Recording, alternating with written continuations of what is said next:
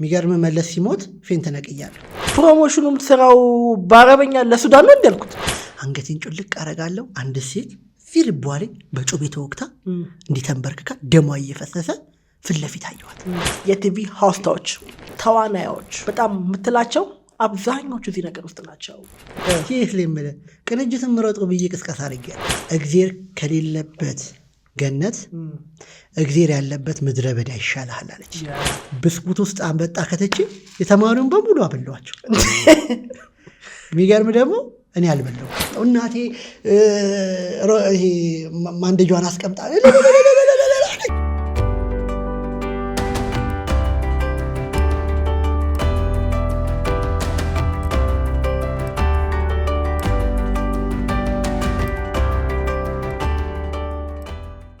ሰላም ጤና ይስጥልኝ። ይህ የኦፕን ማይክ የፖድካስት ፕሮግራም ነው። በዚህ ፖድካስት ፕሮግራማችን ላይ እንግዶቻችን የህይወት ልምዳቸውን የሚያካፍሉበት እንዲሁም ፖድካስቱ ባዘጋጀው ርዕስ ላይ የምንወያይ ይሆናል። እስከ ፕሮግራማችን ፍጻሜ ድረስ አብሬያችሁ የምቆየው እኔ ይስሐቅ ገዛይ ነኝ። የዛሬ እንግዳችን ዳግም ተስፋውን ይባላል። ጥሪያችንን አክብረክ ስለመጣክ ከልብ እናመሰግናለን። ቴንኪው። እኔም ስለጋበዛችሁኝ አመሰግናለሁ። እና በዛሬው ፕሮግራማችን ላይ እንደ እንግዳም እንደ ወዳጅም እናወጋለን ማለት ነው። በደስታ እሺ። ቴንኪው። እስቲ ራስን በሶስት ቃል ግለጽ ብትባል እንዴት ትገልጻለህ? ያው ራስን በሶስት ቃል መግለጽ ትንሽ ይከብዳል። ምክንያቱም አንተ ስለ ራስህ ከምታወራ ይልቅ ሌላ ሰው ስለ አንተ ቢያወራት መልካም ነውና። ኦኬ። ግን ብዙ ሰዎች እኔን የሚጠሩበት አጠራሮች አሉ።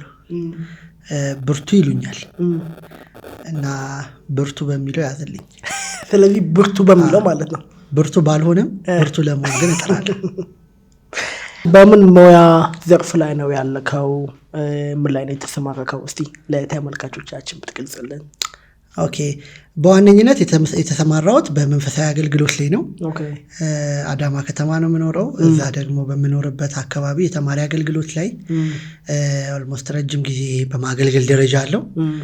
ከዛም ውጭ ደግሞ ቸርች አገልግሎቶች ላይ አገለግላለሁ። ከአገልግሎቱ ደግሞ ባሻገር የራሴ ፕሮዳክሽን ቲም አለኝ። እዛ ላይ ደግሞ ምን የሚባል ፕሮዳክሽን? መልህቅ በሚል ደግሞ በዛ ፕሮዳክሽን ቲሙ አማካኝነት ደግሞ ሰራለሁ፣ ማገለግላለሁ። በአሁኑ ሰዓት ብዙ ጊዜህን በምንድን ነው የምታሳልፈው በብዛት? ያው ሁለት መስክ ላይ እንዳለ ሰው የተጣበበ ታይም ነው ያለኝ። አብዛኛውን ታይሜን የቀን ውሎዬን የማሳልፈው ያው የቸርች አገልግሎት ላይ ነው። ፌሎሺፖችን መጎብኘት ላይ፣ ማማከል ላይ፣ አገልግሎት ላይ አሳልፋለሁ። ከዛም ደግሞ አልፎ ስራዎች ሲኖሩ ደግሞ ስራም ሰራለሁ። በመቀጠል ግን ሌሊቶቼ ናቸው የስራ ሰዓቶቼ። ማታ ቤት ከገባሁ በኋላ ስራዎችን እሰራለሁ። ኤዲቲንግ ምናምን ዛሬ ሌሊት ነው የምሰራው። በቃ አብዛኛውን ሰዓት የማሳልፈው እንደዛ ነው። በሩጫ በተሞላ ነው። ይሄ ራሱን የቻለ ስኬጁል ያለው አይነት ነገር አይደለም። ግን ቀን አገልግሎት ላይ ነኝ። ማታ ደግሞ የቤት ስራዬ ደግሞ ስራዬን ነው የምሰራው። ኦኬ። በህይወትክ ውስጥ በምታደርጋቸው በማህበራዊ ህይወትክ ሊሆን ይችላል በተለያዩ ነገሮች በጣም የሚያስደስትክ ነገር ምንድን ነው? እኔ በጣም የሚያስደስተኝ ነገር ከአምላኬ ጋር ሳወራ እና በርከክ ስል አባ ስል ወዴት ነህ ምን ትለኛለህ ስል ለእኔ በጣም ሐሴት አደርጋለሁ። ምክንያቱም ሰው ልጅ በዚህ ምድር ላይ ሲቆይ በብዙ ነገር ደስታው ይለካል። በገንዘብ፣ በሀብት፣ በምግብ፣ በመጠጥ፣ በተለያየ ነገር ሰውን ደስታውን ይለካዋል። የእኔ ግን የደስታ ልኬ ከአምላኬ ጋር ከእግዚአብሔር ጋር ማውራቴ ነው። ምክንያቱም ሲጎድልብኝ የሚሞላልኝ፣ ሳዘን የሚያጽናናኝ፣ ስወድቅ የሚያነሳኝ እሱ ብቻ ነው። የሆነ አሁን አንተ ጋር ቁጭ ብዬ ባወራ የሆነ ጆካን ስቀን ልናልፍ እንችላለን። ግን እሱ ጋር ያለው ደስታ ግን እዚህ ምድር ላይ ከሚገኝ ደስታ ይበልጣል እና መጽሐፍም ሲናገር እኔ መሰጣችሁ ሰላም ዓለም ከምሰጣችሁ ይበልጣል እና ለእኔ በጣም ትልቁ ደስታዬ ከአምላኬ ጋር ያለኝ ፌሎሺፕ ነው። ኦኬ። ወደ ልጅነትህ ስንመጣ የት ነው ያደግከው? የልጅነት ሁኔታ ምን ይመስላል? እስቲ እሱ ብትገልጽልን። የተወለድኩት ጅማ ነው። አባጅፋ? የጅማ ልጅ ነኝ። ከዛ ከጅማ አባቴ ፖሊስ ስለነበር በዝውውር ወደ አዳማ መጣ። ከዛ አብዛኛው እድገቴ አዳማ ነው እና የልጅነት ወቅቶችን ያሳለፍኩት አዳማ ከተማ ነው። ስለዚህ ውልደቴ ጅማ ነው፣ ያደግኩት ደግሞ አዳማ ነው። ምን ይመስላል የልጅነት ሁኔታ? በምን አይነት ሁኔታ ያሳለፍከው? ያው እንደ ማንኛውም ኢትዮጵያዊ ነው ያሳለፍኩት። ረብሻለሁ፣ ተገርፌያለሁ፣ ብዙ ነገር አድርጌያለሁ። ደግሞ ያው የልጅነት ጊዜ በጣም ረባሽ የነበርኩበት ጊዜ ነበረ። በጣም ማለት ከምል በላይ ተንኮለኛ ነበርኩ ልጅ ሆኜ። ምን መሰለህ በእንትን የሚባላል በልጅነቱ በጣም ረባሽ የሆነ ልጅ እያደገ ሲመጣ ይለወጣል ይባላል እና ልጅ ላይ በጣም የምለወጥም ሰው መሆንም አይመስላቸውም ነበር። በጣም ብዙ ሰው ረግሞኛል፣ ብዙ ሰው አሳዝኛለሁ። እና የልጅነት ጊዜ እንደ ማንኛውም ኢትዮጵያዊ በሚባል ደረጃ ያለ እድገት ነው። ደግሞ የወታደር ልጅ ነኝ። አስተዳደግ የወታደር ልጅ ያስታውቃል። ግን እንደዛም ሆኖ ግን በጣም ረባሽ ልጅ ነበርኩ። አሁን ጌታ ረቶኝ ደግሞ እንደዚህ ሆኛለሁ። ኦኬ ላይክ በጣም ቻሌንጅ ያለባቸው የምትለው ስታድግ ምንድን ነው? ላይክ ተስፋ ያስቆረጡክ ነገሮች ወይም ደግሞ ስልክ እንዴት ነው ያለፉት? ያው የልጅነት ጊዜ ላይ ሆነ አሁን በተለይ እኔ በቤተሰብ ውስጥ እያደግ ተስፋ የሚያስቆርጡ ነገሮች ብዙ አሉ ብዬ አላምንም። ምን አለ መሰለ አሁን ቸርች ላይ ህፃናትን አብሶ ቲኔጀርን ሰብስበ ስንቱን ተራራ ባንተ አለፍኩት ስንቱን ሸለቆ የሚለውን መዝሙር ከፍተህላቸው ብትል ምንድነው ተራራ ሊሉ ይችላሉ። ወይ የነሱ ተራራ አባታቸው ብስኩት ከልክሏቸው ወይ ስልክ ነጥቋቸው ሊሆን ይችላል። የልጅነት ጊዜ ላይ አብዛኛውን ጫና ያለው ፋሚሊ ጋር ስለሆነ ብዙ ነገሮችን እንትላትልም። መቼ ነው ግን አይኖች የሚበሩት? እያደግክ ስትመጣ፣ ጓደኛ ስታበዛ፣ ይሄ ከጓደኛ ጋር ሻይ ቡና ማለት ስትጀምር ምናምን የውጭውን ዓለም በደንብ እያወቅከው ስትመጣ ያኔ ቻሌንጆች ፍጥጥ ብሎ ይመጡብሃል። በቃ ማለት አንዳንዴ መጠየቅ እስኪከብድ ድረስ። እኔ የሚገርም ነገር ልክ 12ኛ ክፍል ከጨረስኩ በኋላ ወላጆቼ ጋር ሄጄ ታክሲ ስጡኝ ማለት ይከብደኝ ነበር። በቃ ማለት ይሄ ያደግኩ ያህል ስሜት ስለሚሰማኝ እየመጣው የታክሲ ስጡኝ ይሄ እኮ አስፈልጎኛል ማለት ይከብደኝ ነበርና በጣም እንዴት ነው ጠዋት የሚሄድበት አሁን ቸርች ሩቅ ቦታ ከሆነ በጊዜ ወጣና በእግሬ ሄዳለሁ። ለምክንያቱም ማታ ከመሸ ታክሲ በእግር ለመምጣት ስለሚከብድ ለማታው ታክሲ የሆነ ብር አስቀምጣለሁ። በቃ ሴቪንግ ትማራለህ ሳትወድ በግል። ያኔ ግን ቤተሰብ ጋር ያለስ አባቴ ኬት እንደሚያምጣው ምን ፈልጦ ያምጣ ምን ሰርቶ ያምጣ ምንም የለብህም። በቃ አምጣው ነው አርግልኝ፣ ይሄ ይደረግልኝ። ይሄኔ ትምህርት ቤት ሄደህ ስትመጣ ጓደኞች የሆነ ነገር አድርገው ካይ እንትና ልጅ እኮ እንደዚህ አድርጓል እና አባቴ አንዳንዴ ይለኛል ሰው በጎረቤቱ ልጅ አይኖርም ይባላል እና ጎረቤት እያየ ኑሮ ከባድ። አብዛኛው ማህበረሰባችን እንደዚህ ያስባል። አሁንም ድረስ ሰው የራሱን ኑሮ አይኖርም።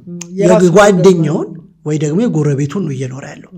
አንዳንዱ እኮ ከአቅሙ በላይ ተንጠራርቶ ነው መኖር ያለበት ልክ አለው። ነገር ግን ከጓደኛው እኩል ለመሆን ላለመሸማቀቅ ሲል ወደማይሆኑ ድርጊቶች ውስጥ ገብቶ ብዙ ነገር ያደርጋሉ። እኔ አሁን አንዳንድ ሴቶች በጣም ይቅርታ አድርግልኝና አዝናለሁ። ምክንያቱም ከሰው ጋር ላይፋቸውን ለማመቻቸት ሲያስቡ ጓደኛው አይፎን አላት ስልክ ተብሎ አይፎን ለማምጣት ብዙ አይነት ርቀት የሚሄዱ ሴቶች አሉ። በቃ ንጽህናቸውን አሳልፈው ሰጥተው የማይሆኑ ነገር ውስጥ ገብተው ስልክ ማለት ሄሎ ማለት እኮ ነው። በበተን ማወራው በዛኛው ማወራው ምንም ልዩነት የለው። ግን ራሳቸውን በአይፎን ይተኩታል፣ ራሳቸውን በገንዘብ ይለኩታል፣ በቃቅምቦ ይተኩታል። ከዛ ያኔ ምን ይሆናሉ መሰለ እየወረዱ ምናልባት እነሱ እያደጉ ይመስላቸዋል። ሁማኔር ሲያረጉ ሜካፕ ሲቀቡ በየኢንስታግራሙ ላይ ፎቶዋቸውን ሲለጥፉ እያደጉ ይመስላቸዋል። ነገር ግን እመነኝ ውስጣቸው ግን እየወደቀ ይሄዳል። ግን እዚህ ጋር ማነሳው ነገር ማለት ነው እስከ ስራክ ድረስ ገንዘብ ታገኛለህ፣ ችግር የለው። በምንም አይነት ሁኔታ ውስጥ ተጽዕኖ ልትፈጥር ትችላለህ። እስካለክ ድረስ የፈለግከውን ነገር ብታደርግ ችግር አለው ብዬ አላስብም። ወርቅም አንጥፍ። ግን ችግሩ አንተ ያልከው ሀሳብ ላይ ስመጣ ራስን ልክ አባትክ ያለው ሀሳብ ላይ ማለት ነው በነገር ምሳሌ መሰረት ራስን ከሌሎች ሰዎች ጋር ኮምፔር ማድረግ ስትጀምር ማወዳደር ስትጀምር ውድቀትክ ይጀምራል። ስፔሻሊ የሴቶቹን አነሳክ እንጂ ወንዶቹ ጋርም አለ። ግን ብዙ ጊዜ በመሄድባቸው አካባቢዎች ላይ ይገጥመኛል ሰው ራሱን አይሆንም ገባ ሰንባዲ የሆነ ቅራቅንቦ ካለው እኔ ቅራቅንቦ ብዬ ነው ማየው። ምክንያቱም ማንኛውም ነገር ከሰው አይበልጥም። መጀመሪያ ሰው ነው። ስማርትፎን መኪና ምናምን ቅራቅንቦ ናቸው ልጠቀምባቸው ነው እንጂ ሊጠቀሙብኝ አልመጡም ገባ። እኔ ሊጠቀሙብኝ ከሆነ ነው ፕሮብሌሙ ገባ። አሁን ላይ አንተ ያነሳው ነገር ምንድነው እነዛ ሴቶች ያቅራቅንቦ እየተጠቀምባቸው ነው ገባ። ለቅራቅንቦ ብለው የማይገቡበት ቦታ የለም። ለቅራቅንቦ ብለው እኔ የተለያዩ ትላልቅ ቦታዎች ላይ ስገባ እለያቸዋለሁ። እንደዚህ አይነት ያስታውቃሉ by the way የሆነና ያልሆነ ሰው ያስታውቃል ገባ። እነዚህ ጋር መጥቼ አንድ ነገር የኔ ከሆነ ምንም ፕሮሞሽን ሰራለሁ በቃ የኔ ከሆነ ለምን አስታውቃለሁ ገባ። በኮንፊደንስ ነው የሆኑ ቦታዎች ላይ ግን በቃ ገብቷል። አሁን ላይ እኔ ድሮ ሰው ይሸማቀቅ ነበር። አሁን ላይ ግን በኮንፊደንስ ነው ዳጊ የሚወራው። እንኳን ይሄን ሐሳብ አነሳለኝ እንትን ነው አሁን ምን አለ መሰለ ምንም ነገር ስላለ ማድረጉም ራሱ ስህተት ነው ብዬ አምናለሁ። በመጠኑ ነው በልክ ነው። አንድ ልጁኝ ይመስለኛል ያነበብኩት አንድ መጽሐፍ አለ ስለ ባለጠጋው ሰው ያወራው እና ባለጠጋ ሰው ነበር ድንገት ታመመ እና ዶክተሮች የሚችሉትን ያክል አደረጉ እና ሊተርፍ አልቻለም። ስለዚህ ሊሞት እንደሆነ ሲያውቅ ኑዛዜውን ለአሽከሮቹ ይናገራል እና 3 ነው የኑዛዜው። የመጀመሪያው ነገር ምንድነው ስትቀብሩኝ ሬሳ ሳጥኑ ስታስገቡኝ ከሬሳ ሳጥኑ ውጪ እጄን አድርጉት አለ። ሁለተኛ ደግሞ ሬሳ ሳጥኔን የሚሸከሙት እነዚህ ያስታመሙኝ ሲያክሙኝ የነበሩ ዶክተሮች ይሆኑ አለ። ከዛ ደግሞ ከቤቴ እስከምቀበርበት መቃብር ቦታ ድረስ ያለኝን ብር በሙሉ አውጥታችሁ ወርቅ አንጥፋችሁ ቅበሩኝ አለ። ከዛ አንደኛው አሽከር ግራ ገባውና ጌታዬ ይቅርታ አድርጉልኝና አንድ ጥያቄ ልጠይቅዎት፣ ለምንድነው ከሬሳ ሳጥን ውጪ እጆት የሚደረገው? ለምንስ ነው ዶክተሮች የሚሸከሙት? ለምንስ ነው በወርቅ መንገድ ላይ የሚሄዱት ሲል የመጀመሪያው ነገር እጄን ከሬሳ ሳጥን ውጪ እንደምታወጡልኝ መልእክቱ ይሄ ነው አለ። ባዶዬን መጥቻለሁ፣ ባዶዬን እሄዳለሁ፣ ምንም አልያዝኩም። ከዛ ዶክተሮቹ ለምን ይሸከሟቸዋል? ምንም በምድር ውስጥ ብትጣጣሩ ነፍሳችሁን ብዘሩ የሕክምና ጥግ ላይ ብትሄዱ ዶክተሮች ምንም መፍትሄ አያመጡም። ሞት አሸናፊ ነው። ሶስተኛውስ ነገር ያ ሁሉ ያካበትኩት ሀብቴን ጥዬው እየሄድኩኝ ነው። 0 በ0 እንደሚጠፋ ተጠፋ። አንዳንድ ሰዎች ሞት እንዳለ አያውቁም። ገብቶሃል? ሞት እንዳለ አያውቁም። ሁሉን ያካብታሉ፣ ሁሉን ያመጣሉ፣ ያግበሰብሳሉ። እና አንዱ በጣም አንድ እናቴ መከረችኝ ምክር በጣም ሁሌ ልቤን ይገዛዋል።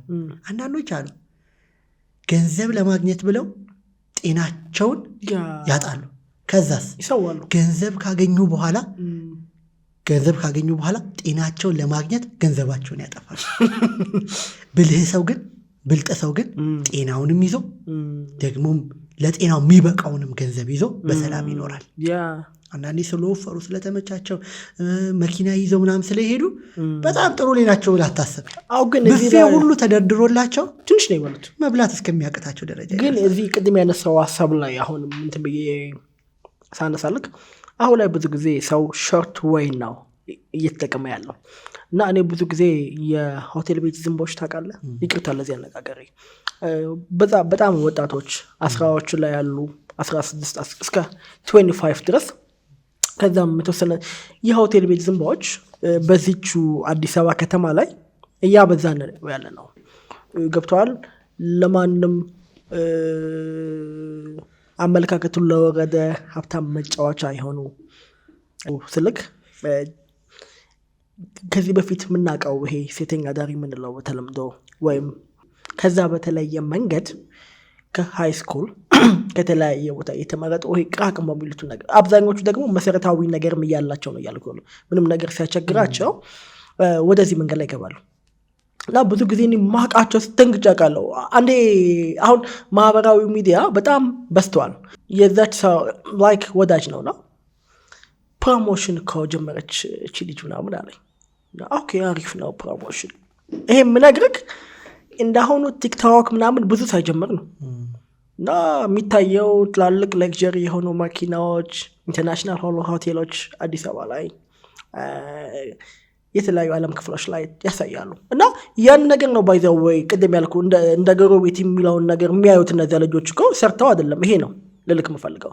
አሁን ላይ ደግሞ በኩራት ነው እዚህ ከተማ ውስጥ ያለው እና ግራ ገባኝና አንተ ልጅ ምንድነው ሁሌ ፕሮሞሽን ትላለህ አልኩት። ፕሮሞሽኑም ስራው በአረበኛ ለሱዳን ነው እንዳልኩት አናየውማ። ፕሮሞሽን ለካ የሚለን እሱ ሌላ ነው። አሁን ነውና አሁን ላይ የሚታወቁ በእርግጠኝነት ነው የምነግርህ የቲቪ ሆስቶች፣ ተዋናዮች በጣም የምትላቸው አብዛኞቹ እዚህ ነገር ውስጥ ናቸው። ምንድን ነው ገብተዋል።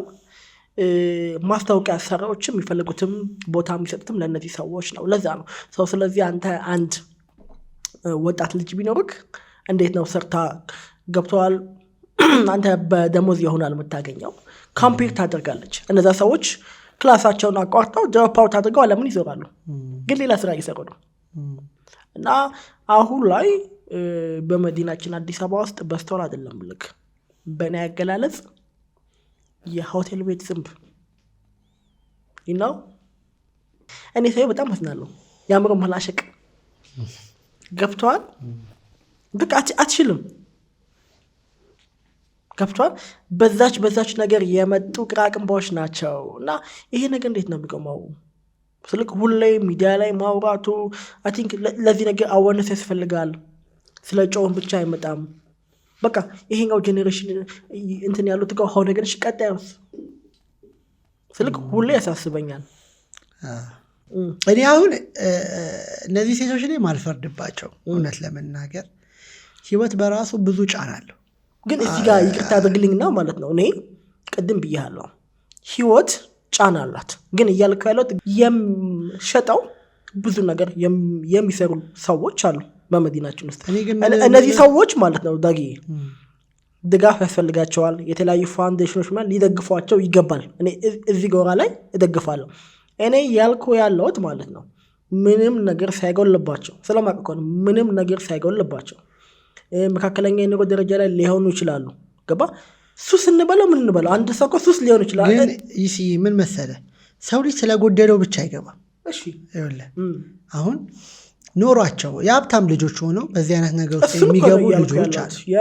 አሁን እነዚህ ልጆች ገንዘብ አይደለም ደስታ ባይዘዌ ምን አለ መሰለህ አንዲት ልጅ እንደዚህ አይነት ጉዳይ አስገባች። በቃ ኑሯ የሚያስጠላ ምናምን ግን ቤተሰቦቿ በቃ ያላቸው ናቸው። በቃ ጠዋት ከእንቅልፏ ስትነሳ ምናምን የቀን ብሎ ተብሎ 10,000 ብር ነው ይሰጣታል። ግን ለምን እዚህ አይነት ነገር ውስጥ ገባች ብለህ ቼክ ብታረጋት ደስታ ማጣት ገብቷላ። ጓደኛ አለመኖር፣ የቤተሰብ ፍቅር አለመኖር። አንዳንድ ቤት አይተህ ከሆነ ገንዘብ ስላለ ደስታ የሚገዛ ይመስላቸዋል። ገንዘብ ስላለ ቤት ሰላም የሚሆን ይመስላል። ግን በፍጹም አይደለም። ብዙዎቹ የሚገቡበት የየራሳቸው ምክንያት አላቸው፣ የየራሳቸው ኬዝ አላቸው። ግን እኔ ግን እንደ ሀሳብ ሁሌ የምለው በየትኛውም ዓለም ውስጥ ያሉ ሰዎችን በዚህ አይነት ሁኔታ ውስጥ ያሉ ሰዎችን ጄጅ አላደርግም፣ አልፈርድባቸው። ደግሞ ለመፍረድም እኔ ስማነኝ ነው ገብቷል። ግን ቆይ ግን ይሄ ዓለም ውስጥ እንዳይገቡ ግን ብዙ አይነት ስራዎች መሰራት አለባቸው። የመጀመሪያ ቤተ እምነት በራሷ እኔ አንድ እናት እንዲህ ብላ መረቀችኝ፣ እግዜር ከሌለበት ገነት እግዜር ያለበት ምድረ በዳ ይሻልሃል አለች። እና ለምንድን ነው አንዳንድ ሰዎች ገንዘቡ፣ ዝናው፣ ሀብቱ የሆኑ የሚባሉት ነገሮች ከአምላካቸው ለይቷቸው ከእምነታቸው ከህሊናቸው አጉልሏቸው በብዙ ነገር ውስጥ ወርደው ይገኛሉ። እውነት ጠይቃቸው ቼክ አድርገህ ዘፋኝ የሆኑ ሰዎችን በተለያየ ቦታ ያሉ ሰዎች ደስታ አለ የለውም ገብቷል ለምን እንደዛ ታደርገዋለህ ግን በቃ ግድ ስለሆነበት ገንዘብ ለማግኘት ብሎ ገብቷል ለዚህ ነው እኮ ሰው ለሁለት መንግስት አይገዛም አንዱ ወይ ለእግዚአብሔር ይገዛል ወይ ደግሞ ይልና ለሰይጣን አይደለም የሚለው ለገንዘብ ገብቷል ሰው የገንዘብ ባህሪያ ከሆነ በጣም ከባድ እና ቤተ እምነቶች መስራት አለባቸው መንግስት በዚህ ዙሪያ መስራት አለበት አሁን እኔ በጣም ብዙ ማማክራቸው ልጆች አሉ በዚህ አይነት ደረጃ ያሉ ልጆች አሁን እኔ ጋር የሚመጡ ታሪኮችን ኢንቦክስ ምናምን ባሳይክ በጣም በቃ ያሳዝነዋል አንዳንድ ልጆች ታሪካቸው እና አንዳንዴ መምከር እንዳለብኝ ራሱ ግራ እስከሚገባኝ ድረስ በቃ ማለት ይሄ እንዴት ልበል ያንዳንድ ሰው ጭንቅ ነው ከባድ ነው በቃ እየኖረበት ያለው ዓለም በቃ ይሄ እንዴት ነው ልትረግጠው ራሷ አንዳንዴ ጌታ ሆይ አትመጣም እንዴ በቃ እናና ገላግለን ከዚህ ዓለም ህይወት መተው ሰደን የምትልበት ናፍቆት ውስጥ ትገባለህ የምታየው የምትነካካው የምትሰማው ጉዳይ ገብቷል አሁን እኮ ይሄኛው ኬዝ ብቻ አይደለም ሰው እኮ በትዳሩ ራሱ ጥሩ እየሆነለት አይደለም እኔ አሁን አንዳንዴ ሰሞኑን እየጠየቁኝ ነው አንዳንድ ሰዎች ፍቺ እናድርግ እንዲህ ምናምን ብለው የሚጠይቁኝ ባለትዳሮች አሉ እኔ ፍቺን አልደግፍም እንደ መጽሐፍ ቅዱስም ፍቺ የሚደገፍ ነገር አይደለም ነገር ግን እላቸዋለሁ ከመጎዳዳት ግን ፍቺ ይሻላል አንዴ ምን እንዳጋጠመ ልንገር ቸርች አድሬ ሌሊት ነው 12 ሰዓት አካባቢ ከቸርች ወጥቼ ወደ ቤት እየሄድኩ ነው እና ሰፈር አካባቢ ስደርስ የአንድ ሰው ቤት ከተንበር ተከፍቶ አንድ ሰው ወንድ ነው ረጅም ልጅ በባዶ እግሩ እየሮጠ ባጠገብ ያለፈ አንደኛ ማንም ሰው የለም ጭር ያለ ቦታ ነው በቃ ይሄ ሲሰርቅ ነክቶበት ደንግጦ ሮጦ አብልጦ ነው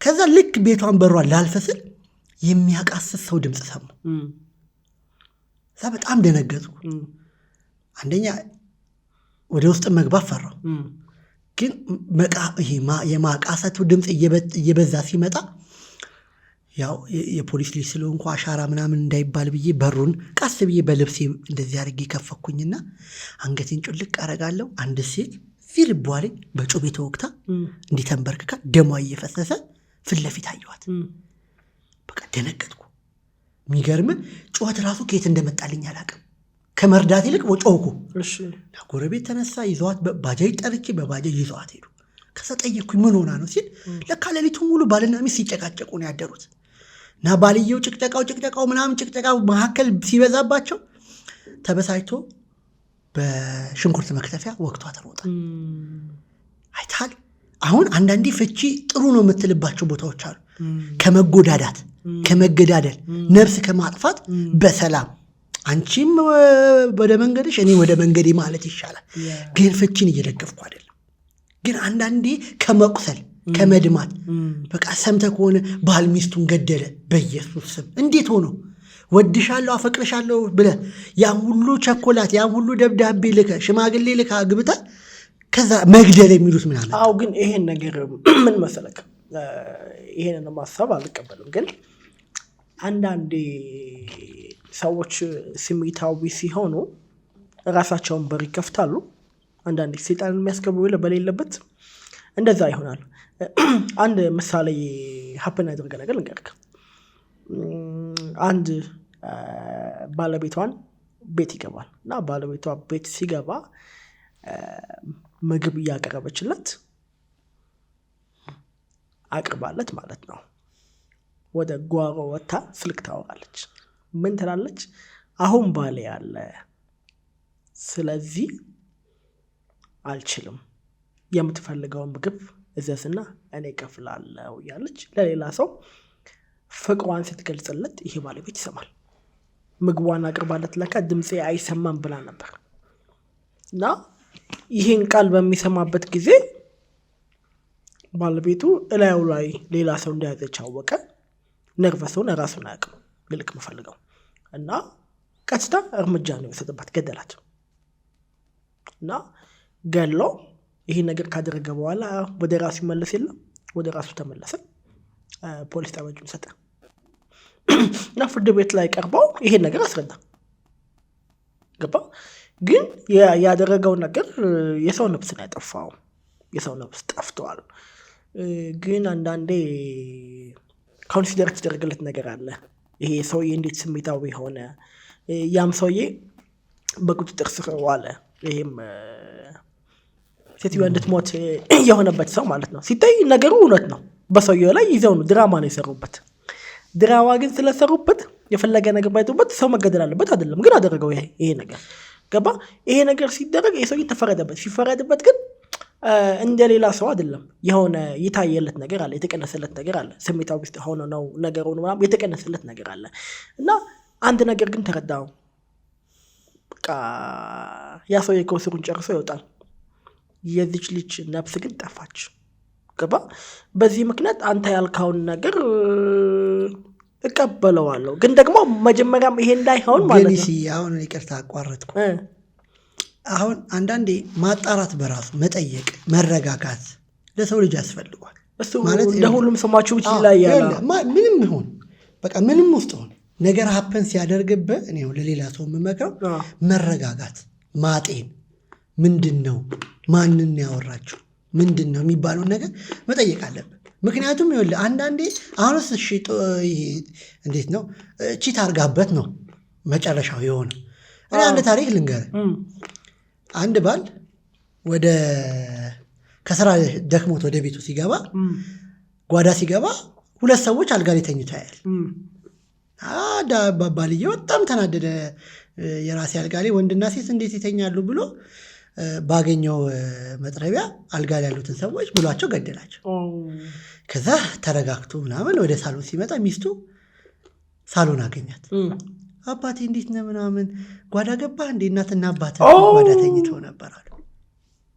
አይታል ቆም ብለህ ማን ነው ብለህ መጠየቅ አለመቻል የህሊና ጸጸት ታተርፋለህ።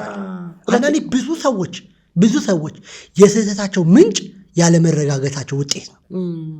ዝም ብለህ ቼክ አድርጋቸው። አንዳንዱ ስህተት ውስጥ ይገባና ለስህተቱ ምክንያት ባለቤት ለማድረግ ወይ የሆነ አካል ይፈልጋል። የሆነ አካል በቃ ማለት አሁን ደግሞ ተለምዷል ሴጣን አሳሳተኝ የሚባል ነገር።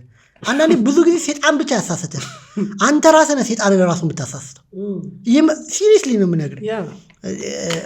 አንድ አባት ገዳም ውስጥ እንቁላል መብራት አማራቸው ለአሁን በሮብ ቀን እና በጣም እንቁላል በቃ አምሮታቸው አልቻሉትም። ሮብ ነው ገዳም ናቸው ያሉት። እንቁላል ደግሞ እንዴት ያርጉ? ከዛ እሳት አቀጣለው ምናምን ከጠበሱ ሰው መጥቶ ሊጠይቃቸው እዚህ ምን አደረጉ? ሻማ አበሩና ሻማው ላይ ማንኪያ አርገው በማንኪያው እንቁላሉን አርገው ይጠብሱታል። ከዛ ድንገት የደብሮ ኃላፊ ሲቆጣጠር ያያቸዋል። እንዴ አባ በሮብ ቀን እንቁላል ሲላ፣ ኧረ እኔ ምን አውቄ ሴጣን አሳስቶኝ ነው አሉ። ከዛ ሴጣን ደግሞ ከደርቡ ኃላፊ እንዲጀርባ፣ ኧረ እኔ ራሱ በሻማ እንቁላል እንደሚጠበስ ዛሬ እያየሁ ነው አለ። እና አንዳንዴ የምሬን ነው የምልህ ለጥፋቶቻችን ምክንያት እንደረድራለን እንጂ አንዳንዴ ጥፋቱ የኔ ነው ማለት እንልመድ። እኔ ነኝ በቃ ማለት ቆም ብለህ ተረጋግተህ ቆይ ምን ላድርግ ገብቷል። ከዛ ኃላፊነት መውሰድ፣ መረዳት፣ ማጤን በጣም ያስፈልጋል። ሰው አንድ ነገር ሀፕን ካደረገ በቃ አድርጓል። ለሌላ ሰው ሌላው ዓለም ላይ ኢትዮጵያ ውስጥ ነው እንጂ ብዙ ጊዜ ሌላው ተሳስቻለሁ ብለው ሰዎች መጽሐፍ ይጽፋሉ። ገባክ? ስህተቴ ነበር በቃ ይሄ ላይፍ አጥፍቻለሁ። ምንድነው መሰለክ እኔን የመታ ድንጋይ አንተ መምታት የለበትም። ገባ? እኔን ኢኮኖሚካል ነገር ወይ የቢዝነስ ወይም የሆነ ፕሮጀክት ሲጀምር ካስቸገረኝ ለምን አንተን ያስቸግርካል? ኢትዮጵያ ውስጥ ልንገርክ እኔ ብዙ ሰዎችን አይቻለሁ። በቃ በተለያየ ደረጃ ላይ ያሉ እኔን የመታኝ ድንጋይ አንተ መምታት አለበት ማየት ያለብህ። እሺ አንተ ከችግር ልምድ ትወስዳለህ። ገባ? ሰው ከተለያየ ስህተቶች ከልምድክ ተሳስቻለሁ የነበረ መረዳት ይሄ ነበር ብላ መጽሐፍ ብትጽፍ ራስህ ችግር የለውም። በቃ ገባ? ተሳስተሃል ካለፍክበት ከወጣበት በኋላ ነው ያ መረዳት የመጣው። ግን አንተ እንደምታየው ነው ሰበብ ፎይዛፕ ሴጣንም ብለኛል። በቃ ሌላም ሰው ቢሆን ኃላፊነቱን ከኛ ላይ አንስተው እዛ ሰው ላይ ነው። ይሄ ያደግንበት ምንድን ይመስለኛል ብዙ ጊዜ እንትን ነው ሰው ልጅ አሁን ከላይፍህን ብጽፍለት ከላይፍ ከመማር ይልቅ ላይፍን ጂጅ ማድረግ ልማዱ አይደል? እሱ አይቀርም። ገብቷል። እኔ እኮ ይሄን አልፍ ያለው ተማሩልኝ ብለህ ስትናገር ከዛ ላይፍን ይወስዱትና አሁን አንተ እንደዛ ነህ ይለዋል። ያለፈው ማለት ነው። እና አንዳንድ ሰዎችን ቼክ አድርገህ ካየህ ላይፋቸውን ሼር ማድረግ ይከብዳቸዋል። ለምን? ሼር ባደረጉ ቁጥር ትናንትና ያለፈ ታሪክ እኮ ነው፣ ግን እንደ ዛሬ ይቆጠርባቸዋል። ሰው አይረሳም በፍጹም። ጭንቅላት ውስጥ ይዘውና ግን አሁንም አለመርሳት እኮ እንዴት ለምሳሌ ልንገርክ፣ ከዚህ በፊት ለምሳሌ በድለኸኝ ሊሆን ይችላል። ያንን በደል ግን አልረሳው እችላለሁ። አልረሳውም ስልክ በደልን ብቻ አይደለም። እኔ በባህሪዬ ልንገርክ ከልጅነቴ ጀምሮ የ3 ዓመቴን አልረሳም። ይሁን የተለያዩ ኢቨንቶችን ምኖችንም ማለት ነው ምንም አልረሳም፣ አስታውሳለሁ በደንብ።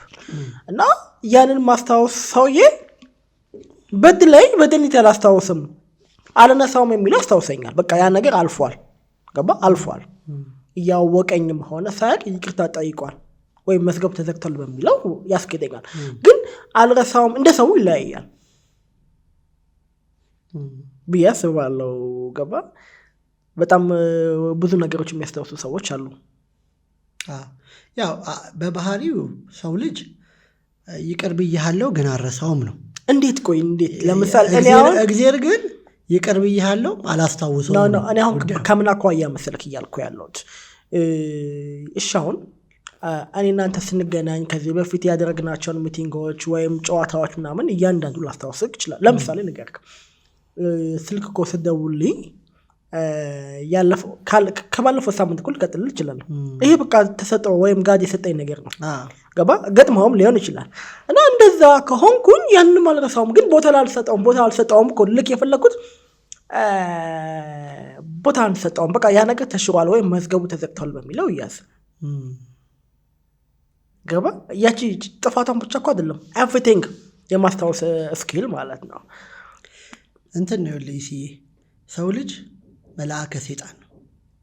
እሱ ምን ማለት መሰለ? መልአክ ነው መሆን የሚችለው፣ ሰይጣን ሊሆን አይችልም። ሰይጣን ደግሞ ሰይጣን ነው መሆን የሚችለው፣ መልአክ ሊሆንም አይችልም። የሰው ልጅ ግን ለየት የሚያደርገው መልአከ ሰይጣን ነው። ሁለቱንም በተመሳሳይ ደቂቃ ውስጥ ሊሆንልህ ይችላል። አሁን መልካም ሆኜ አንተ ጀግና ነህ ምናምን እያበረታታውክ ከዛ መለስ ብዬ ደግሞ የክፋት ምንጭ ሊሆንብህ ይችላል። እና የሰው ልጅ ባህሪው ነው ሁለቱንም ይይዟል። መጥላትንም መውደድንም በሁለት ሳይዝ ያዘው። ከመጣህለት መውደድን ይሰጣል፣ ደግሞ በሌላ አንግል ከመጣህለት ጥላቻውንም ይገልጽልሃል። ሲያሻው ደግሞ ሁለቱንም ደግሞ ሚክስ አድርጎ ያሳያል። ሰው ሁለት ካራክተር ጨዋታ እና ላጨበጨበልህ ሁሉ ላደነቀ ሁሉ ምናምን ላለ ሁሉ መልካም እያወራልህ አይደለም። ጭብጨባው ወይ የፍቅር ነው ወይ ደግሞ የግድያ ነው። የተከተለው ሁሉ አድናቂ አይደለም፣ ሁሉም አይደለም። ገብቷል? አንዲት ቢምቢ ከቤቷ ወጥታ ስትበር ሰው ሁሉ እንዲህ ይላል። ከዛም እንደምንም ቤት ገባች። እናቷ እንዴት ነበር ብሎ ስል ሰው ሁሉ ሲያጨበጭብልኝ ዋለ አለች። እናትየው ላይ አጨብጭብ ሁልሽ እኮ አይደለም አንዳቸው እጅ ውስጥ በገቢ ኖሮ ይገሉሽ ነበር፣ ወጥመድ ነበር። እና አንዳንዴ የሰው ጭብጨባ፣ የሰው ሞራል፣ የሰው የሆነ ነገሮች ለእኛ ምንድናቸው? በቃ መልካም መስሎ ይታዩናል፣ ግን አይደለም። ለዚህ ነው ሰው ልጅ በድለው ኦኬ ችግር የለም ይቅር ብያለሁ ይልህና ከዛ የሆነ ቀን ድጋሚ ያጠፋ ቀን ትላንትናው መዞ አምጥቶ ለበቀል ይነሳል። ይሄ ግን ባህሪ ውስጡ ስለሆነ ግን ሰው ጋር ብቻ አይደለም። ያው ምን ይባላል መሰለክ፣ ብዙ ጊዜ ፍርድ ቤት ላይ ወይም ፖሊስ ይዝክ የኋላ ታሪክ ይነሳል። ገባ? ፍርድ ቤት እኮ መዝገብ ዘግቷል ብሎ ነው ያስገባክ ወይ ነፃ መዝገቡ ዘግቶታል እኮ። ግን ልክ ስትያዝ ወይም ፍርድ ቤት ላይ ስትቀርብ በቃ ከዚህ በፊት ወንጀል ሰርተዋል ወይ ብሎ አቃቢክ መዝገብ ጎልጉሎ ነው የሚያወጣልክ። ገባ? ከዚህ በፊት ሰርተክ ምናምን ጋድ ነው ባይዘው ወይ ይሄ ምንም ነገር የሌለው በቃ ያ ነገር ተዘግቷል ነው። ግን ፖሊስ ጋር ፍርድ ቤት ጋር ፈልጎ ያመጣላል። እና እኔ ሰው ጋር ብቻ ሳይሆን ይሄ የዓለም ሲስተሙ ነው ብዬ አስባለሁ።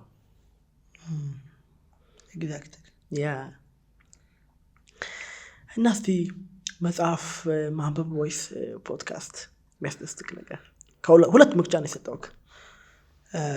ሁለቱም የሚመረጡ ምርጫዎች ናቸው። እሺ፣ ብዙ የፖድካስት ናፋቂ አይደለሁም፣ ግን አያለሁ በምችለው አጋጣሚ አያለሁ።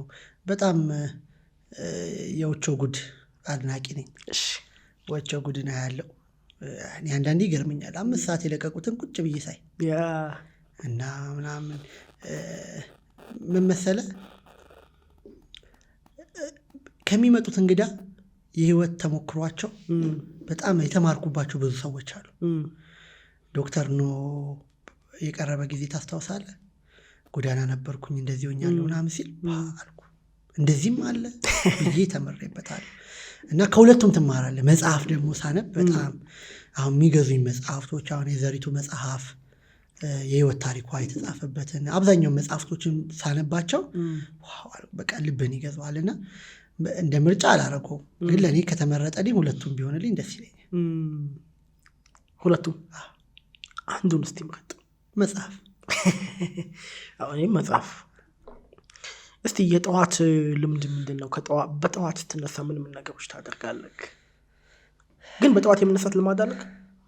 ማታ ለ4 ሰዓት አካባቢ ነው የምተኛው በ24 ሰዓት ውስጥ 4 ሰዓት ወይ 5 ሰዓት በጣም ከበዛ። ታዲያ ጉዳት የለውም? እኔ ለምጄዋለሁ ብዙ እንትን አይደለም። ግን አሁን ለምሳሌ ለ8 ሰዓት 9 ሰዓት ተኛና ጠዋት 1 ሰዓት 2 ሰዓት እነሳለሁ። አንዳንዴ በጣም ከደከመኝና ስራ ከሌለኝ ሙሉ ቀን ልተኛ እችላለሁ፣ እረፍት ከማድረግ አንጻር ማለት ነው። ግን ጠዋት ስነሳ ብዙ ጊዜ የማደርገው ነገር ቢኖር ጥሞና ወስዳለሁ እዛው አልጋ ላይ ተኝቼ። ሚዚት ተደጋግላይክ ብዙ ማረገው መጽሐፍ ቅዱስ ከፍትና አንድ ቃል አነብና እሱን ቃል ዝም ብዬ አሰላስለዋለሁ። ምን ለማለት ፈልጎ ነው ከዛ እኔ ከኔ ጋር ምናምን ብዬ በጥሞና አሰላስለውና ከዛ ወደ መሄድበት ቦታ ይሄዳለሁ። ስለዚህ የማለዳ ቆይታዬ ነው የሚመስለው። በልጅነትህ የነበረ ትልቅ ህልም ምን ነበር? እንደየሰው ይለያያል። እኔ ያው በልጅነት ላይ እንደዚህ ጭብጥ ያለ ነገሮች ላይኖርህ ይችላሉ። ግን ያው ሰው ስላለ የምትላቸው ነገሮች አሉ። አንድሮ ነርሰሪ ልክ ስንመረቅ መጽሔታችን ላይ ከስር ትገባለች አቡነ ዶክተር እና ያን ቀን አሁን እውነት አስቤበት አቅደህበት አይደለም የምታወራው። አሁን ሰው ነርስ ይላል ምናምን። በእርግጥ አሁን ነርሱን ቢባል ብዙ ሰው ላይሆን ይችላል። ገብቷል። ሹፌርም ያለ ሹፌር አለ፣ ፖሊስ ያለ እኔ ፖሊስ ብዬ አውቃለሁ። የፖሊስ ልጅ ስለሆንኩ ፖሊስ መሆን ኢንስፓየር ያደርጋል። አባትህ ገብቷል። ፖሊስ መሆንን እመኝ ነበር። እንዲሁም አንዳንዴ ደግሞ እናስባለሁ በቃ ይሄ ቀንደኛ ፖለቲከኛ የሚገርም ልጆኜ በጣም ፓርላማ ያለው የፓርላማ ወሬ አብሶ መለስን በጣም ነበር የምወደው። የሚገርም መለስ ሲሞት ፌን ተነቅያለሁ። ሲሪየስሊ የምነግርህ እውነት 2006 ነው። ስንት ነው የሞተው? አይ ዶንት ኖ ዓመተ ምህረቱን ዓመተ ምህረት ሰው አይደለም። አሁን ቀን ብትጠይቅ ራሱ በሱ አላውቅም። ግን መለስ የሞተ ታይም ላይ በጣም ነበረ። እንዲሁም ታገል ሴፉ ግጥም ገጥሞልኛል። የሚገርም ለምን ተከፍሎኛ ነባው የሚል ግጥም አለው ለመለስ የተገጠመ። እኔ ምን ስለመለስ ማለት ነው ለዚህ ይቅርታ አቋረጥኩክ። ምን አገናኝ መሰለህ ካንተ ጋር ፓርላማ ያለው ስትለኝ እኔ 97 ላይ እኮ ማለት ነው ነርሰሪ ነኝ ወይ ኤልኬጂ እኮ ነኝ። ግን ፓርላማ ቁጭ ብዬ ተሾመተው ጋር ነው አይ ቲንክ ያኔ ነበር አፈ ጉባኤ እና በትክክል አውቃለሁኝ ማለት ነው። እነ መራራ ጉዲና ምናምን መሰሉኝ። እና አሁን ደግሞ ግጥም ስትለኝ እኔ ፌንታ እናቀልኩም እንጂ ለመለስ ግጥም እኔ ልነግርህ ነው 97 ላይ ሲስ ላይ ማለት ቅንጅትን ምረጡ ብዬ ቅስቀሳ አድርጌያለሁ። 97 ያኔ ስንተኛ ክፍል ነው? ሞስት አንደኛ ክፍል በሆን ነው። አንደኛ ክፍል ማለት እኔ ያኔ ኬጂ ነኝ። ልጆችን ሰበሰብኩኝና ያኔ ቅንጅት እንደዚህ ነበር። እንደዚህ ቅንጅት ለአንድነት ቅንጅት ለምናምን ምናምን ብዬ ቀስቅሻ አውቃለሁ። ሲሪየስሊ የምልህ መለስ የሞተ ታይም ላይ በቃ በጣም ከልቤ ነበር። በጣም ተወደው ነበር። በጣም ለምን መሰለህ ንግግሮቹን ወደዋለሁ። ቁጭ ብዬ አሁን ላይ በጣም ይሄ ኢንስፓየር የሚያደርጉ ንግግሮችን እንዳወራ ራሴን እንዳነብ ምናምን ያደረገኝ አንዱ መለስ ነው።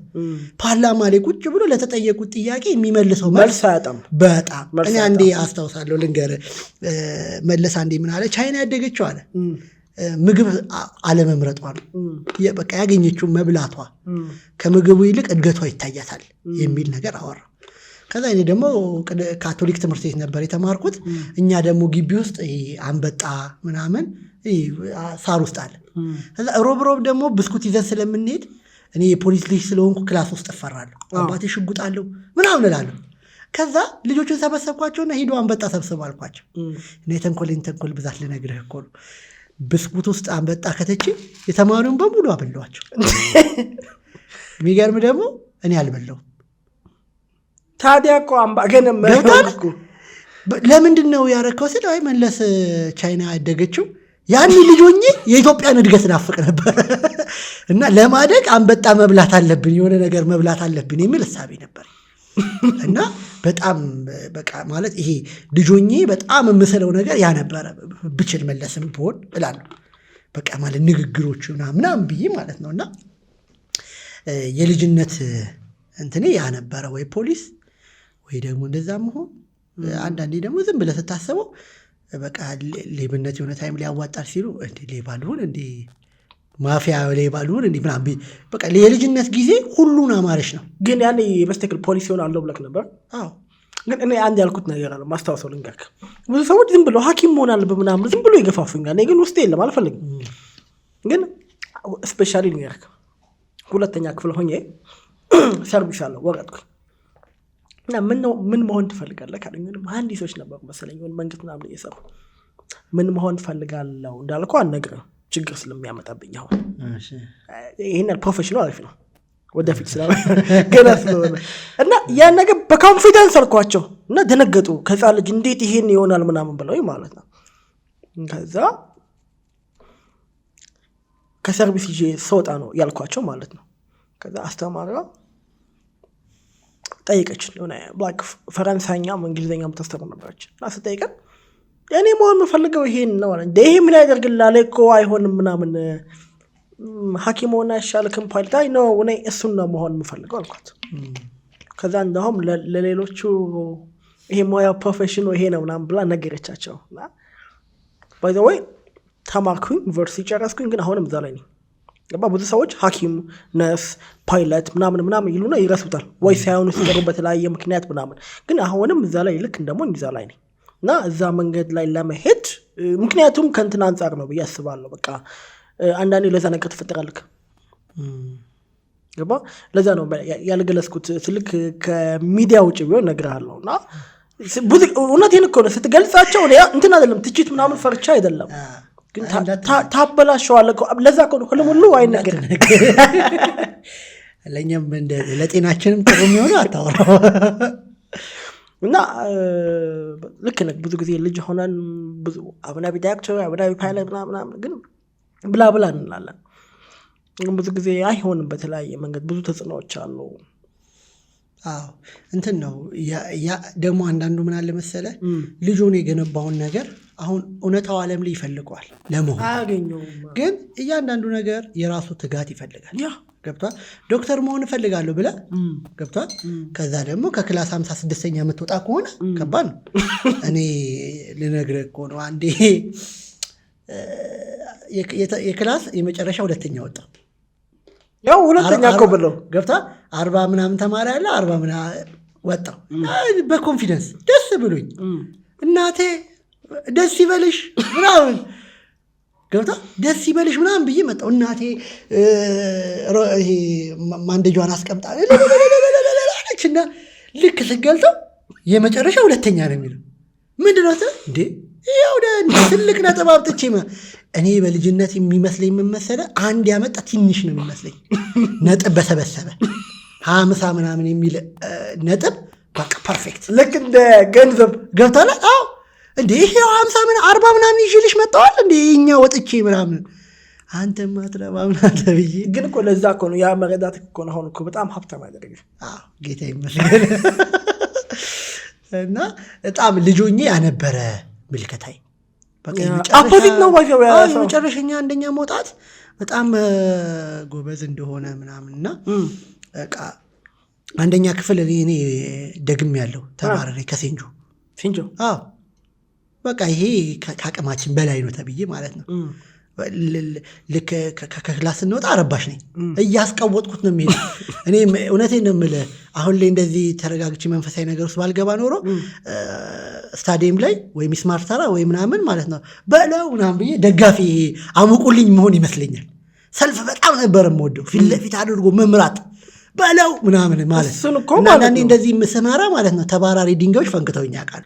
እና ልጅ ሆነ ይሄ አይነት እሳቤዎች አሉ ብዙ ልጆች ጋር ማለት ነው በቃ እና እኔም ያ ነበረ ይሄ በተፈጥሮ የሚሰጠው አይነት ሰው አለ የመምራቱ ምናምን የሚባለው ነገር እና ዛሬ በጣም አተኩር ነበርና ግን በዚሁ አጋጣሚ አንዴ ምን አጋጣሚ መሰለ አሁን ከልጅነት አንፃር ስትናነሳ ማለት ነው ልጅ ሆነን ክላስ ተማሪ ሆነን በቃ አንዲት ልጅ በጣም ትልቅ ቪዥን ያላት ልጅ አለች ማገባው ከውጭ ሀገር ነው ቤቲ ይህን ያህል ካሬ ሜትር ነው ምናምን ፈረስ አለው ምናምን ትለናለች እና አንዳንዴ ስዕል ሳሉ ሲባል እሱን ስላ ነው የምትመጣው ይሁን ሰፊ ቤት ምናምን ትላለች አረንጓዴ ነገር አድርጋበት ይሄ ነው የኔ ትላለች ከዛ ከረጅም ጊዜ በኋላ አዲስ አበባ ተገናኘ እና ህፃን ልጅ ተሸክማለች ሊጠውልግ ብላ ምናምን አየዋት ምን ሆነሽ ምናምን ስል እዛ ህይወቷን ነገረች እና ሁሌ ያማረረች ትኖራለች ለምን ብዬ ጠየኳት በቃ ያኔ ልጁኝ ይሄ ነበር ጭንቅላቷ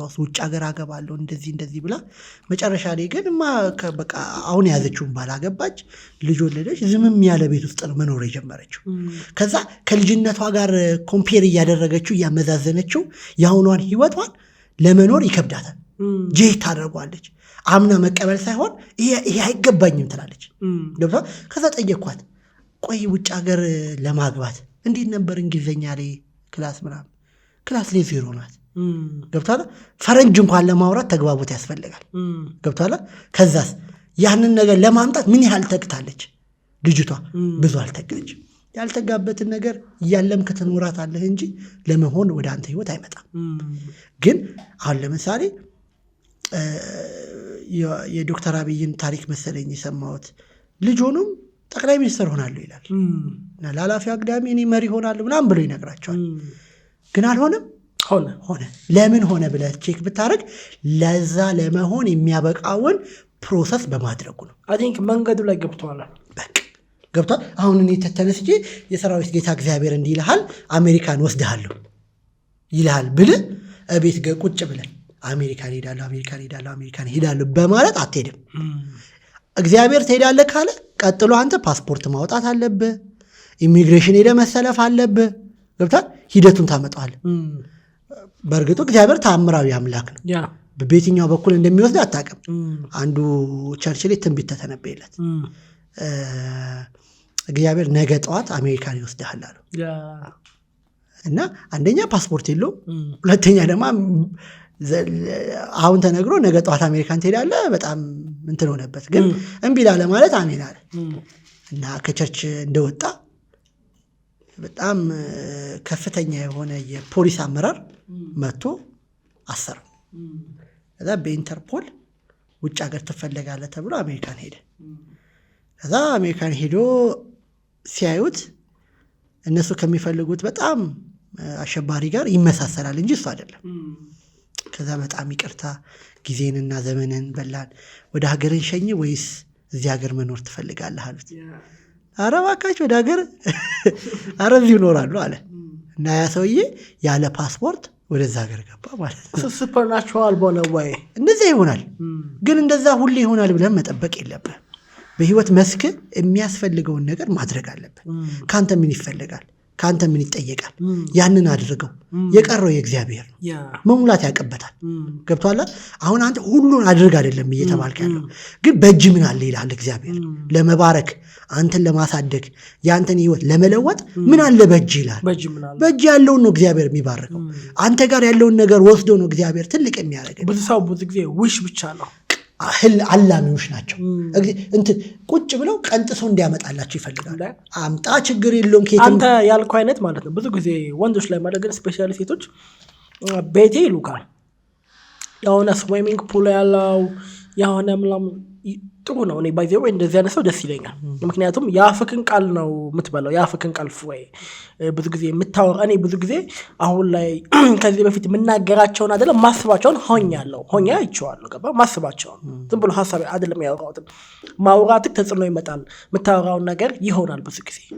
ሳይንስም ባይብልም የሚደግፉት ነገር ነው ግን ከዛ ደግሞ ያለፈ ለዛ ነገር ያደረከው ምን አይነት ኮንትሪቢዩት አድርጋል የሚለው ነገር መታየት አለበት ገባ ብዙ ሰዎች አንተ እንዳልከው ሀብታም መሆን ይፈልጋሉ ለዛ መንገድ ግን መንገዱ ላይ አይገቡም ውሽ ገባ እኔና እንደዚህ ተቀምጠን ገንዘብ ብንል አይመጣም ገባ ግን የመጣ ማቀው ልክ እንዳንተ አንድ ታሪክ ሰምቻለሁ ወደ መካ አካባቢ እና ያ ሰውዬ መካ ነው ብዙ ጊዜ መካ አካባቢ ሄደው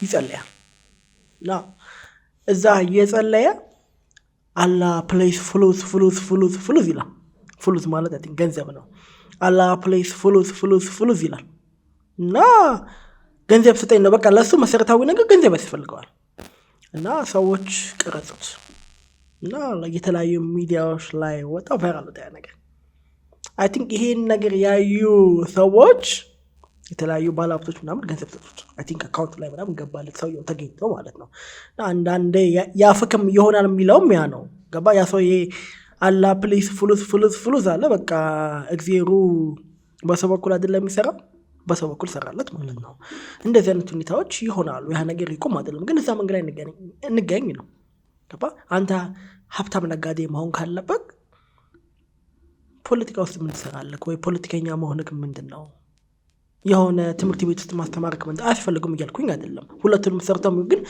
እዛ መስመር ላይ ነው ገባ እኔ የሀገር መሪ መሆን ካለብኝ የሆነ ትምህርት ቤት ውስጥ ነው ምን አስተምራለሁ ገባ እዛ ላይ ነው መንገዴን ማድረገው አይደለ ልክ እንደ ዶክተር አብይ ሐኪም መሆን ካለብኝ እስቲ ወፍጮ ቤት ምን ላደርግ እገባለሁ ወይ ፋብሪካ ውስጥ ምን ላደርግ እገባለሁ እና ብዙዎቻችን ይሄ ሚስ አንደርስታንዲንግ የሚፈጠረው እዚህ ጋር ነው አዎ ለውጥን ለማምጣት አንደኛ በብርቱ መፈለግ ጥሩ ነው ከዛም ደግሞ ለዛ ነገር ደግሞ ትጋትም ያስፈልጋል አንድ አባት ልጁን ስለ ስኬት ሊያስተምረው ፈለገና ውሃ ገንዳ ውስጥ ይሎት ገባ እና ድንገት እየዋኘው አባትየው ልጁን ጫን ብሎት ውሃ ውስጥ አፈነው እና ልጁ ይንፈራፈራል እና ከመጨረሻው በቃ አቅም ሲያጣው አባትየው ያወጣል እና ልጁ በጣም በድንጋጤ ውስጥ ሆኖ ተረጋግቶ መጨረሻ ላይ አባትየው ጠየቀው ውሃ ውስጥ ባፈንኩ ጊዜ ምን በብርቱ ናፈቅ አለው አየር አለ በቃ ስኬትንም ልክ እንደዚሁ ፈልጋት ልክ አየር ውሃ ውስጥ ሆነ አየር እንደምትናፍቀው ሁሉ እንደምትፈልገው ሁሉ ስኬትንም ልክ እንደዛው በህይወት መስክ ውስጥ ሆነ በብርቱ ፈልጋት ገብቷል አሁን ለምሳሌ አየርን እዛ ውስጥ ለማግኘት ትንፍጨረጨራለህ ለማግኘት ትጣጣራለህ ለመውጣት ምናምን ልክ እንደዛው ስኬትን በዛ በብርቱ ኃይል ፈልጋት ለማግኘት ጣር ለማግኘት ሩጥ ያኔ ስኬት አንተ ደጅ ላይ ትመጣለች በብርቱ ታገኛታለህ ያለበለዛ ግን ሰነፍ ሰው ነው የምትሆነው ማለት ሁሉን ከአምላክ የምትጠይቅ ሁሉን እሱ እንዲያደርግልህ የምትፈልግ በቃላል አንድም ተነስተ ህይወትን ለመለወጥ ጥረት አታረግም ግን በቃ እግዚአብሔር ያደርግልኛል እንዲህ እኮ ያደርግልኛል እውነት ነው ያደርግልሃል እግዚአብሔር ግን ካንተም ይፈልጋል እንዴ አለበለዛ ግን የመጣው ማዕበል ይዞክ ይሄዳል አንድ በጣም ለእግዚአብሔር የቀረበ ሰው በጣም ብርቱ ጸላይ ሰው ነው እና ድንገት ከተማቸው በውሃ ተሞላ እና አንድ ዛፍ ላይ ተንጠልጥሎ ሳለ እግዚአብሔር እባክህ አድነኝ ብሎ ጮኸ እዛ ትንሽዬ ጀልባ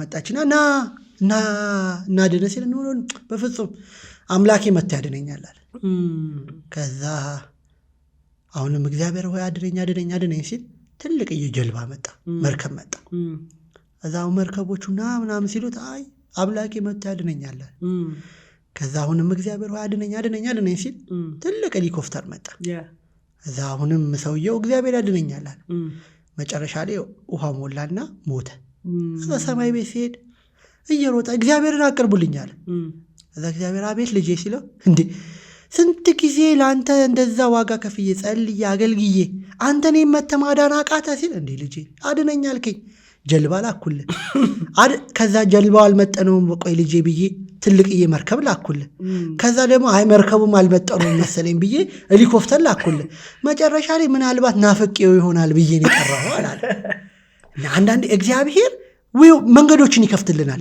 በቃ ማለት ከገባህበት ነገር ለመውጣት መንገድ ሲያመጣልህ ትንሽዬ በሚመስሉ ነገሮች ያንተን ህይወት ለመለወጥ ሲሞክር አንተ ግን ትልቁን ትፈልጋለህ። ራሱ መጥቶ ነው ትላለህ። ራሱ መጥቶ ወርዶ ዱብ ብሎ ካልሆነ ትላለህ። በፍጹም እንደዛ አይሆንም። እጅ ላይ ካለው ነገር ግን እግዚአብሔር ተነስቶ ህይወትን ይለውጣል።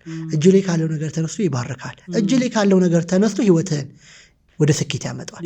ግን ምንም ሳትይዝ በባዶ ሆነ ዝም ብለህ ጨው ስትሆን ከባድ ነው የሚሆነው። ገብቷል? ቢያንስ እንኳን ጥሩ መስካሪ ሰው መሆን አለብህ። ገብቷል? ጥሩ ተናጋሪ፣ በቃ ይሄ እንዴት ነው እግዚአብሔር የሚያሞግስ አይነት ሰው መሆንም አለብህ። ይሄን ያልኩ ለምን እንደሆነ ታውቃለህ? አንድ እናት ሁል ጊዜ ትጸልያለች። በቃ ትጸልያለች። ጸሎቷ ደብተር ላይ ደግሞ የሚያስፈልጋትን ነገር ትጽፋለች እና ሁሌ ቤተክርስቲያን ስትሄድ ምስክርነት አለኝ ትላለች። ከዛ አገልጋዩ ማይክ ይሰጣታል። ወገኖቼ እግዚአብሔርን አመስግኑልኝ።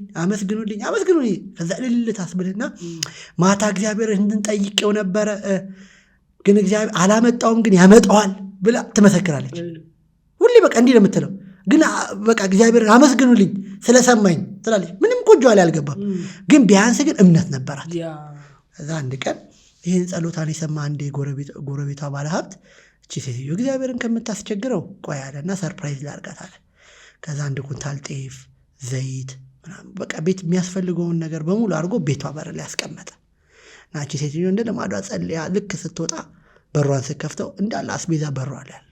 ወደ ቤቷ ገባችና የጸሎት ደብተሯን አንስታ አንድ ኩንታል ጤፍ አለ፣ ፓስታ አለ፣ ዘይት አለ ብላ ቲክቲክ አረገች። ከዛ አስገብታ እግዚአብሔርን አመሰገነች። ቴንኪዩ አመሰግንሃለሁ፣ ጸሎቴን ሰምተሃል ምናምን ስትል ይሄ ሰውዬ ይናደዳል። እንዴ ቆይ አለና አንኳኩቶ አንቺ ሴትዮ ያምሻል እንዲ አላት። ምንድን ነው ስል ይሄ ሁሉ ያረገልሽ እግዚአብሔር መስሎሽ ነው? እኔ ነኝ። ከዛ ሴትዮዋ ምን አለች? ወይ ልጅ አንተ ያረክ መስሎ ነው አለችው። እግዚአብሔር ይሰጣል፣ ሴጣን ተሸክሞ ያመጣል። እና አንዳንድ እግዚአብሔር ያረጋል፣ ምንም ሁኔታ ውስጥ ሚዛን ውስጥ አንከተው፣ ግን ደግሞ ካንተ ያስፈልጋል። የሚጠብቅ ነገር አለ። በልጅነት ትዝታክ ያጋጠመክና የማትረሳቸው ትዝታዎች እስቲ እነሱን ብትነግረን። ያው እንደነገርኩ ብዙውን አላስታውስም፣ ግን ልጅ ስትሆን ብዙ አይነት ትውስታዎች አሉ። የማትረሳቸው ገጠመኞች አሉ። አስቂኝም አሳዛኝም ባለማወቅ የገባህባቸው ነገሮች ጠምደው ሲይዙ ብዙ አይነት ነገሮች በህይወት ላይፍ ታሳልፋል። ግን ያው እግዚአብሔር ይመስገን ከዛ ሁሉ አልፈ እዚህ ደርሰናል። እና አሁን በጠይቄ ልጅነት ታሪክ ላይ ምናምን ይህን ያህል ነው እንዲህ ብዬ ምልሃልም። አብዛኛው ተንኮል የበዛበት የህፃንነት ህይወት ላይፌ ወይ የሆነ ጎረቤት ሳሳዝን የሆነ ነገር ሳደርግ ልጅ ሆኜ ምን ይገርመኛል መሰለህ፣ ብዙ ጊዜ ተንኮል አስባለሁ። ተንኮል ያሰብኩት ተንኮል ግን መልሶ እኔ ላይ ነው የሚመጣው። አንዴ ምን ሆነ መሰለህ፣ ገና ደረሰና ልጅ ሆነን የሰፈር ልጆችን ሰብስበን ከኛ ቤት ፊት ለፊት የሚሽነሪዎች ቤት አለ እና ቤታቸው ጽድ አለ። በቃ ጽድ እንቆርጣለን ምናምን ብዬ ሰፈር ልጆችን መፍለጫ ሲይዤ ምናምን በበር በኩል አይደለም የምንገባው፣ በጣም ከባድ የሆነ ዘበኛ ስላላቸው በአጥር በኩል ነው የምንገባው ብዬ እቅዱንም ማወጣው እኔ ነኝ፣ ትእዛዙን የምሰጠው እኔ ነኝ።